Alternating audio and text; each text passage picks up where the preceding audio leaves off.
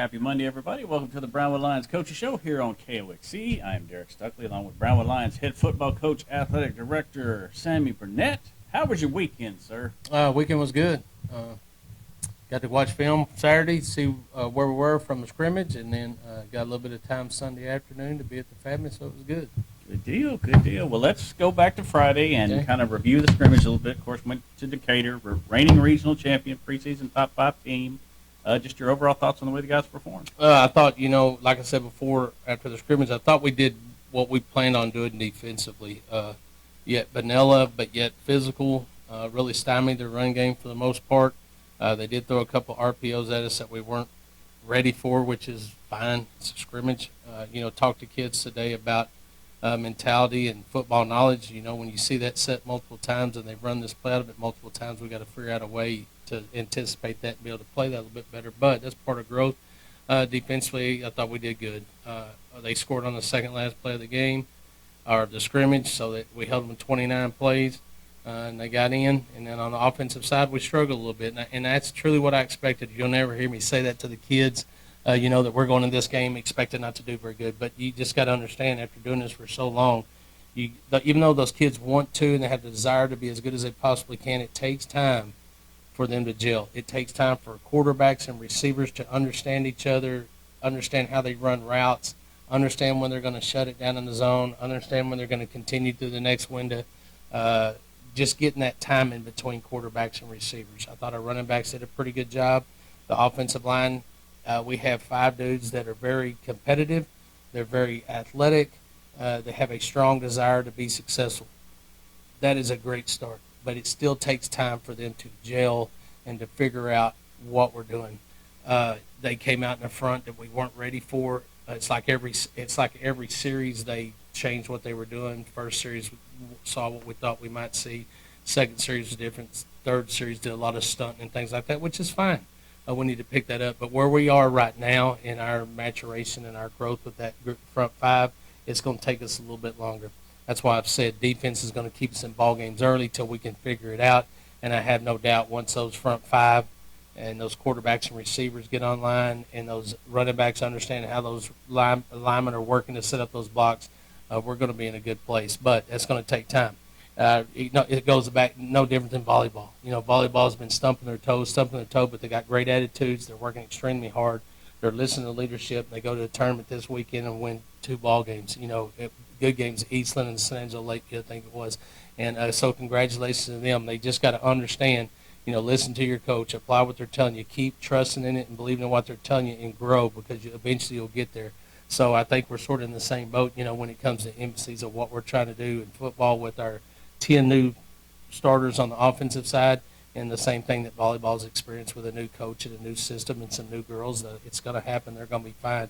And so in the same lines, we got to lean on our defense. That's our senior leadership. That's our experience level. We got to lean on our defense. They got to take pride in getting us off the field.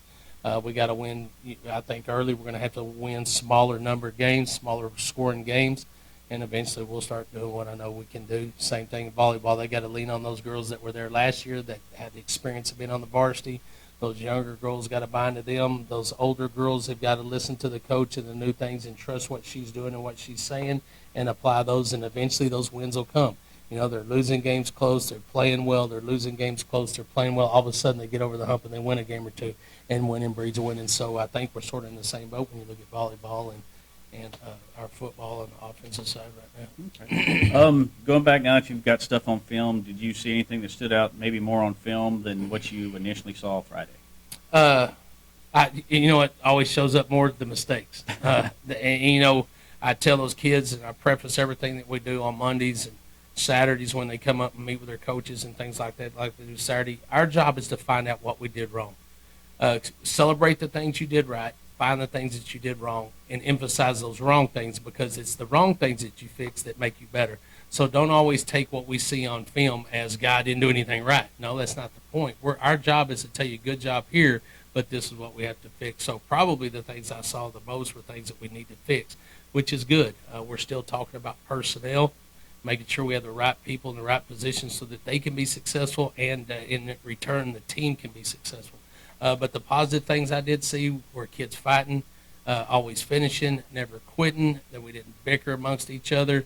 They went out there and fought together. I thought we made some good plays defensively. I thought our linebacker play was really good. I thought our defensive front did a pretty good job for the most part. And again, the mistakes that we made on offense were simply because we're so new at what we're doing. And that's sort of what I got. Yeah. Speak a little more on defense. Of course, Decatur did have the little chunk passes, 10, 15 yards, but really no big plays that the defense gave up. That's right, and that's what we said. Let's don't give up a big play. Let's make them drive down the field and earn what they earned, and for the most part, we did so. Did we blow a couple assignments? Did we miss a couple of fits? Sure, we did. But for what I saw against a team that's pretty good, they're no pushover. I thought we did a phenomenal job defensively, and that comes from great leadership, and it starts with our front three, regardless of who that front three is, and our linebacking core, and then being disciplined in the back end and understanding what you're supposed to do. There's so many changes to formations with coverages and things that they got to cipher through and fix. And then what happens when they go in motion that I thought our kids did a good job of ciphering through that and being where they're supposed to be. Did we have a couple of mental breakdowns? Yes. Did we have some undiscipline with our eyes at times and allow them to catch a ball because they're watching the quarterback throw it instead of getting in phase like we need to in the back end? But, that's part of it, and that'll come with that. Right. As far as this week in practice, of course, we got the scrimmage with Lampasas on Thursday, but what happens between now and then in practice? Well, so today we practiced earlier this morning because we had teachers that had to go to in-service, so we went out there and worked on offense and defense. We installing what we want to get done for Wiley, really working on Wiley now, trying to get prepared for them. They're going to be a good football team, not overlooking Lampasas, but Lampasas, again, is practice.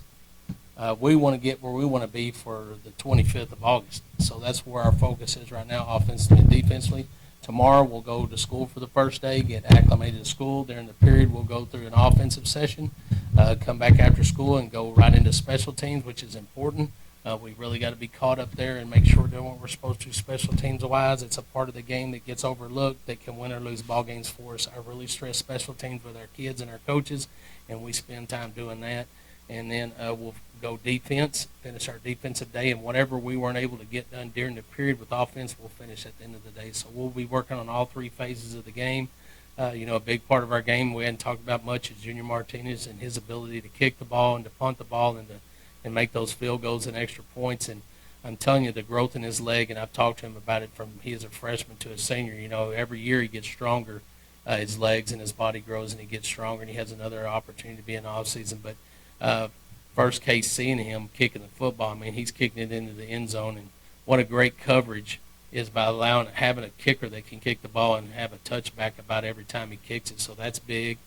He's punting the ball extremely well, and then he's also, his field goals, he's accurate in what he's doing. So what a blessing it is to have Junior for the fourth year. Really, he's, as you know from last year and some botched snaps, how he's turning them around into 70-yard punts. He's just a pretty special guy. He's cool, calm, and collected, and he's a big part of what we do to win football games. So making sure we have a supporting cast for him and, and just growing and getting as much as we can done throughout the course of the day from fifth period to right after school to the end of the day. Yeah, somebody had a great line at Media Day the other day. It said, Junior's been on varsity as long as you've been here. That's about right. This is my 6th year. He's been on varsity for 4. If he probably could have, I remember watching him kick in the junior high, and I go to a game. I'll never forget it. We're playing at Gordonwood Stadium. He's kicking it to the south end, and the wind is blowing out of the south. It's like a 38-yard field goal in an 8th grade football game, and they send their kicker out on the field to win the game. I'm like, what are they doing? And this kid kicks the ball 38 yards for a field goal in the 8th grade, and I'm like, who is that? And they're like, Coach, that's Junior. So from that point on, I was finding Junior. I knew who Junior was, and I was going to make sure he was going to be a kicker when he got to high school. But he was winning games all the way back in junior. All right. Well, we've got we'll talk a little bit more about the scrimmage on Wednesday, kind of the format and what you're looking for. But what times are they going to be on the field Thursday? The freshmen and JV will go at 5 o'clock on the north and south end, and then varsity will start their scrimmage around 6:30, and that'll be at Gordonwood Stadium. Okay. So what else is going on sports-wise, Coach? Well, we have a lot going on. Again, the girls volleyball team played in the Abilene tournament. I think they played around 5 games, I think it was, 4 or 5 games, were victorious in a couple of those, so congratulations to them. They will host San Angelo Central here tomorrow at Warren Gym at 5 o'clock and at 6:30. And then again on Friday and Saturday, they'll be in the Glen Rose tournament. So I'll continue wish them good luck and growth as they get ready to get through the preseason and get going towards the district, and they can figure out who they are as a team. Tennis was, again, victorious, as they always are. They beat Marble Falls 16-3 earlier in the week, and then turned around and hosted here on Saturday and beat Graham 13-6 and Sweetwater 18-1. So congratulations, Coach Blasek and the tennis team. They will be going to Snyder on Saturday. They'll play Snyder at 9 o'clock and then turn around and play Levelland at 1:30. So expect some great things from them on Saturday. And then let's see, make sure I didn't miss anything. We got the scrimmage on Thursday, volleyball on Friday, Saturday. Also, I didn't want to miss that. Boys and girls cross country kick it off at the Gymnade Warpath Invitational on Saturday, and I'm excited to see those kids, the results they have, because they've been working really hard. They've been out there in the morning just like we've been. Coach Parker and Coach Lipsy and Coach Mosqueda have been getting after it, so I'm excited to see those young men and young ladies going to kick off their season at Gymnade. Always a great cross-country meet, always good opponents there. There's some great teams there, and I know they'll do some good things, and it gives them opportunity to see where they are the first year. I mean, every football practice I've stopped by, they're out there. Girls I guarantee you they're out there. They're working, man. They don't play around. They got some great leadership, boys and girls, and the girls have got a lot of depth. So I'm excited to see, how the outcome is this Saturday. All right, well, good deal. What else is going on, Coach? Well, we better do the Monday evening NASCAR report. There's not, what do they say in the Bible? Say, praise yourself and you'll be humbled, or humble yourself and you'll be praised. Well, the other day I was praising myself and my driver and hacking on Stark because he was like 4 laps behind. Well, the last 2 weeks my guys tapped in about 3 laps behind. He had some car issues. It was Indianapolis. He didn't care. It's a road race. Who likes those? But he was about 3 laps down. Star's guy finished probably in the top 5. Wasn't that 8? Something like that, Star? Something like that. But at least he finished this week. I'll give her credit. But how about Michael McDowell? Michael McDowell, small group, small team, underfunded, undermanned, goes out and wins the Indianapolis 500. So he has 2 wins in his career in NASCAR. One's the Daytona 500 and one's the Indianapolis. That's pretty big deals, but it's nice to see those small guys fighting and pushing on and getting a win. Chris Buescher won back-to-back, and here McDowell is, and they're messing up this playoff run because everyone's got it figured out except for the fact that there's people out there that still want to win. Mm-hmm. So it's nice to see those underdogs getting out there and winning, so congratulations to them. And that's your Monday evening NASCAR report. Star, any follow-up? I've already rubbed it in. Yeah, she did. She rubbed it in pretty good, so. All right. Anything else you want to mention today? Let's thank those that make this show possible. Auto Glass Magic, Bruner Auto Group, Syntex Body and Paint, Syntex Equipment Sales, Citizens National Bank, Dan Hill Containers, Dr. Bon Young, Dr. Pepper Bottling Company, Edward Jones Investments, Hendrick Medical, Howie Enterprises, Humphrey Peets, Heartland Funeral Home, Landmark Admin, MC Bank, Painter Johnson Associates, Smith & Sharp Agency, Sonic Drive-In, Stanley Chrysler, Texas Bank, Weldon, Wilson Electric, Western Bank, and Willie's Tea. All right. We will be back here Wednesday to recap the first home volleyball game, talk a little more about the Lamb Passes scrimmage on the Brownwood Lions Coach Show on KOXE, KOXE.com, the KOXE app, and the KOXE Facebook pages. Have a great day, Brownwood.